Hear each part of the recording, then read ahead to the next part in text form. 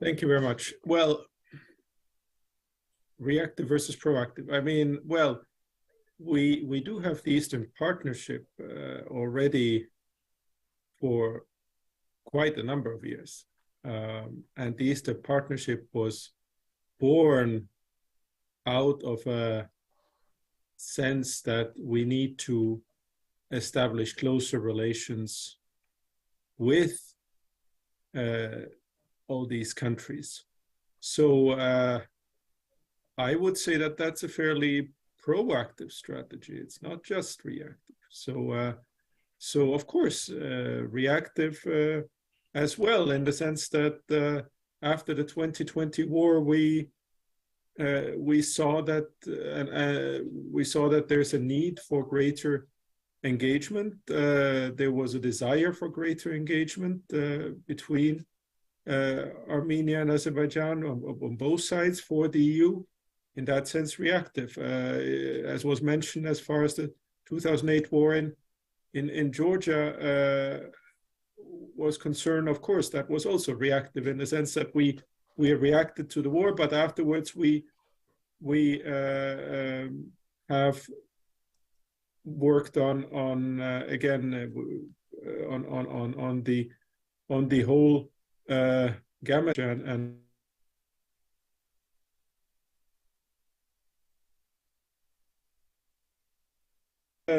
I think any policy is both reactive and proactive.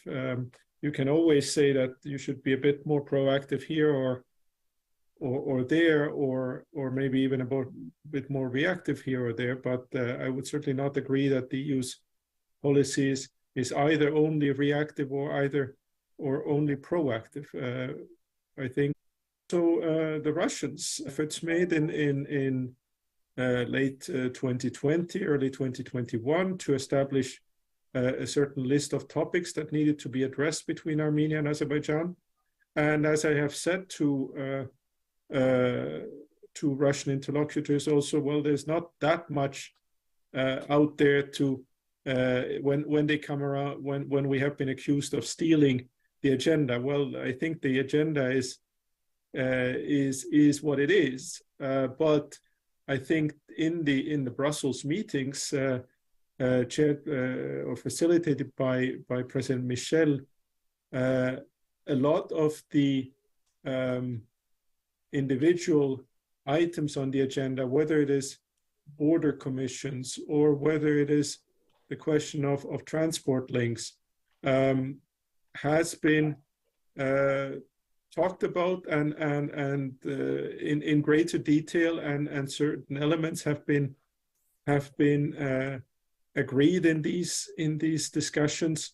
So the EU has actually, these meetings have helped shape important elements of the collective peace agenda. So in that sense, I would say that the EU has certainly had its vision and has worked on promoting it.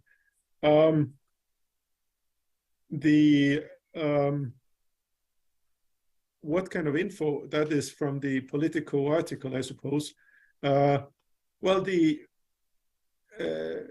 we have always been absolutely transparent with Azerbaijan, both when we had our short-term mission last year and now with this mission. We have always provided the information about the scheduling of the mission's patrols, which is absolutely normal, and we have nothing to hide. So we are providing information about the schedule of our patrols to Azerbaijani colleagues, and we're doing that on a weekly basis.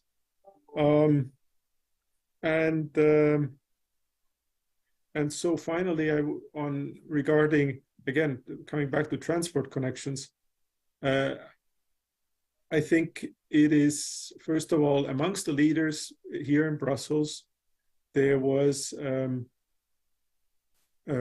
has been quite some detailed discussion about the connection between, let's say, mainland Azerbaijan and Nakhichevan via Armenia, and how that should be structured.